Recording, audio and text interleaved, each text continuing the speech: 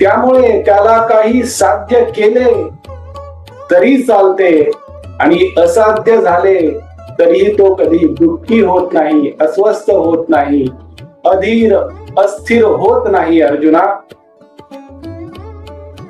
तो कधीही त्याच्या मनामध्ये मी, माझे, मला, हे पाहिजे, ते पाहिजे, अमुक एक हवे आहे, अमुक एक नको आहे, अशा प्रकारचे विचार त्याच्या मनामध्ये कधीही आणत नाही. अर्जुना, तो प्रत्येक क्षणी त्याच्या मनात, चित्तात, अंतःकरणात आणि बुद्धीत समानता राखतो.